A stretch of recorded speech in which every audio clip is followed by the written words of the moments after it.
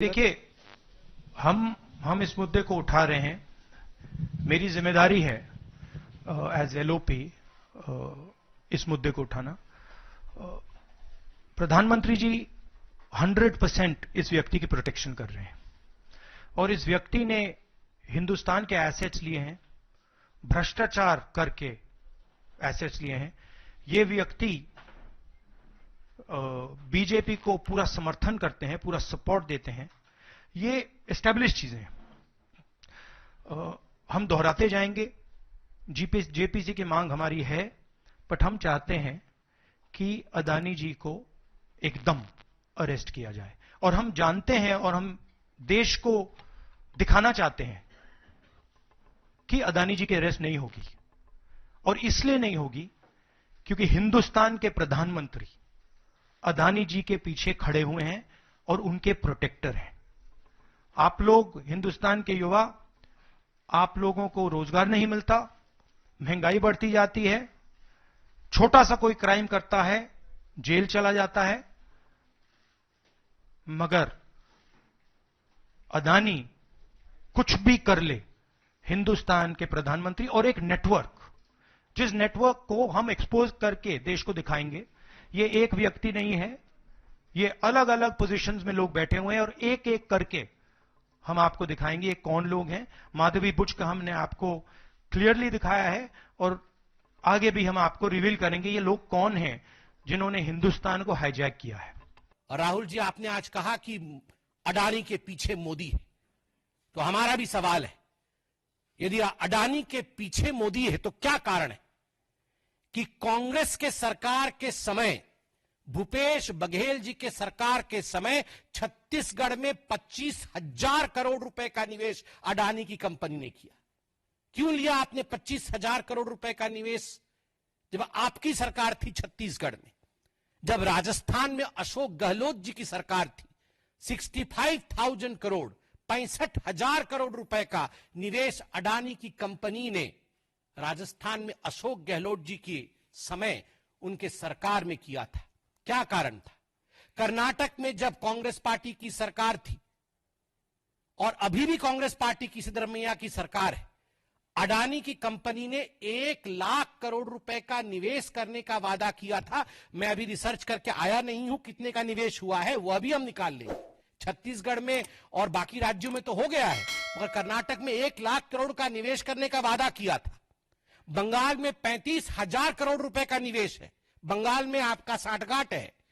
आंध्र प्रदेश में 60,000 करोड़ का निवेश है, तमिलनाडु में 4,500 करोड़ का निवेश है।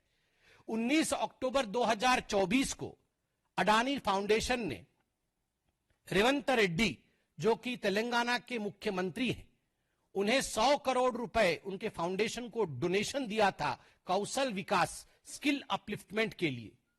क्यों लिया था डोनेशन? एक करप्ट व्यक्ति से आपने डोनेशन क्यों लिया? आपकी सरकार ने डोनेशन क्यों लिया? निवेश भी नहीं, डोनेशन लिया 100 करोड़ का। 23 जनवरी 2024, 23 जनवरी 2024, रेवंत रेड्डी जी, जो कि तेलंगाना के मुख्यमंत्री हैं, वर्ल्ड इकोनॉमिक फोरम में वो लीड करते हैं और तेलंगाना की कांग्रेस की सरकार 12,400 करोड़ का एमओयू साइन करती है अडानी ग्रुप के कंपनियों के साथ, 12,400 करोड़ रुपए का।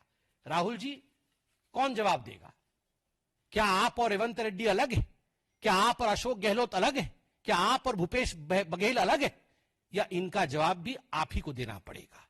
अदानी जी का अरेस्ट होना चाहिए और जो भी इस मामले में इन्वॉल्व है उस पर कार्रवाई होनी चाहिए, चाहे वो कहीं का भी हो, कोई भी हो। हाँ सिद्धार्थ, आपने स्टेट्स के नाम लिए, राजस्थान भी इसमें इन्वॉल्व है। कुछ ही महीने पहले बीजेपी की सरकार ने इसी तरीके का कॉन्ट्रैक्ट राजस्थान में किया, and which is the other state, and Maharashtra में भी बीजेपी की सरकार ने ऐसा ही कॉन्ट्रैक्ट किया है। वही कॉन्ट्रैक्ट छत्तीसगढ़ में था। तो मेरा कहना है जहां भी ये हुआ है, चाहे ऑपोजिशन की सरकार हो, चाहे बीजेपी की सरकार हो, इन्वेस्टिगेशन होना चाहिए, पनिशमेंट होनी चाहिए। मगर मेन बात है, जो किंग पिन है, जो सेंटर है, उसको जेल में जाना चाहिए, अरेस्ट होना चाहिए और उसका इन्वेस्टिगेशन होना चाहिए, इंटरोगेशन होना चाहिए, पता लगाना चाहिए कि इसके पीछे कौन है। ये पूरा मामला जुलाई 2021 से फरवरी 2022 के बीच का है। जुलाई 2021 से फरवरी 2022 के बीच का है। और उस समय जो 4 राज्य में SDC, state distribution company, electricity distribution company, वो स्टेट की ही प्रॉपर्टी होती है, स्टेट गवर्नमेंट की। छत्तीसगढ़ की सरकार, छत्तीसगढ़ में किसकी सरकार थी? कांग्रेस पार्टी की, भूपेश बघेल जी की सरकार छत्तीसगढ़ में उस समय मौजूद थी। डॉक्यूमेंट्स में भी मौजूद है। उस समय आंध्र प्रदेश में जहां सबसे ज्यादा लेन देन के विषय में चर्चा हुई, दीज आर ऑल एलिगेशंस, ये जो तथाकथित लेन देन के विषय में बातचीत हुई है, सर्वाधिक आंध्र प्रदेश में हुई है। किसकी सरकार थी आंध्र प्रदेश में? क्या भारतीय जनता पार्टी की सरकार थी? नहीं। क्या हमारी समर्थित सरकार थी? नहीं। किसकी सरकार थी? वाईएसआरसीपी की सरकार थी। उस समय तमिलनाडु में, क्योंकि तमिलनाडु का नाम भी इसमें आता है, उनके स्टेट डिस्ट्रीब्यूशन कंपनी का नाम आता है। किसकी सरकार थी? डीएमके, आपके सहयोगी स्टालिन जी की सरकार थी, डीएमके की सरकार थी। उस समय उड़ीसा में किसकी सरकार थी? बीजेडी की सरकार थी। तो स्वाभाविक रूप से ये चारों राज्य जिसका जिक्र डॉक्यूमेंटेशन में सामने आया है, यूएस में सामने आया है, उन चारों राज्य में ना तो हमारे मुख्यमंत्री थे और ना ही हमारी समर्थित सरकार थी, कांग्रेस और उनके सहायक दलों की सरकार थी। और आज राहुल जी ने अपने प्रेस कॉन्फ्रेंस में कहा है कि उन्हें कोई आपत्ति नहीं यदि किसी भी पूर्व मुख्यमंत्री से या उनके पूर्व नेता से पूछताछ हो, तो ठीक है, भूपेश बघेल जी से पूछताछ हो, हमें भी कोई आपत्ति नहीं है। ये चारों राज्य के जो मुख्य नेता हैं, जिनके अंडर में इलेक्ट्रिसिटी बोर्ड इत्यादि रहा होगा, इनके मुख्यमंत्री हो, उनसे पूछताछ करें, हमें काहे की आपत्ति होगी? आप केस करिए ना, आप केस करिए, बिल्कुल पूछताछ करिए। आपने कहा कि हम बहुत दिनों से ये अदानी जी का मुद्दा उठा रहे हैं और आपने कहा कि कुछ हो नहीं रहा है, और मैं इसको हिंदी में दोहराना चाहता हूं, ये गलत है। बहुत कुछ हो रहा है। जो नरेंद्र मोदी जी की जो क्रेडिबिलिटी थी, उसको हमने चूर चूर कर दिया है। पूरा देश जानता है कि नरेंद्र मोदी और अदानी जी एक हैं। पूरा देश जानता है कि इंडिया में अदानी जी सेफ हैं और उसका कारण नरेंद्र मोदी है। और आप ये मत सोचिए कि हम इस बात को छोड़ देंगे। हम आस्ते आस्ते आस्ते आस्ते देश को ये पूरा का पूरा नेटवर्क दिखा देंगे।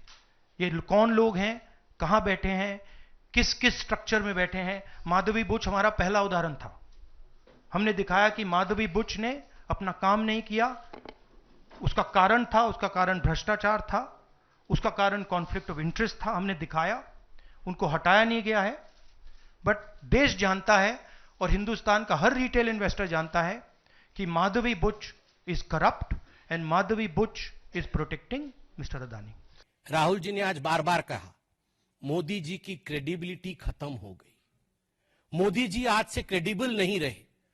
अडानी के पीछे मोदी जी खड़े हैं, इसलिए आज से उनकी क्रेडिबिलिटी ग्लोबल स्तर पे खत्म हो गई। राहुल जी कान खोल के सुन लीजिए, ये मोदी जी की क्रेडिबिलिटी को समाप्त करने की चेष्टा और कोशिश कोई आप पहली बार नहीं कर रहे हैं। सन 2002 से मोदी जी की क्रेडिबिलिटी को ध्वस्त करने की चेष्टा आप, आपकी माताश्री और आपकी पार्टी लगातार कर रही है।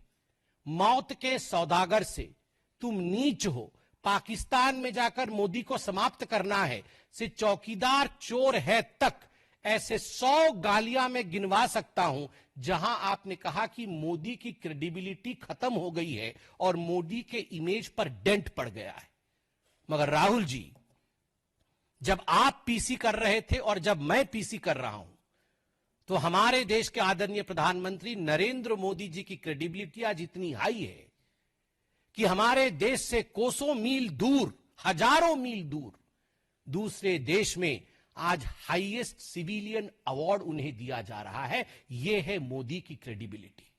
न मौत के सौदागर से मोदी जी की क्रेडिबिलिटी पे डेंट पड़ा, न चौकीदार चोर है कहने से मोदी जी की क्रेडिबिलिटी पे डेंट पड़ा।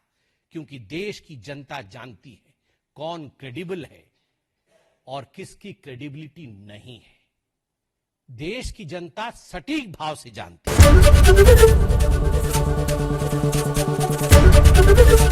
एबीपी गंगा, खबर आपकी, जुबान आपकी।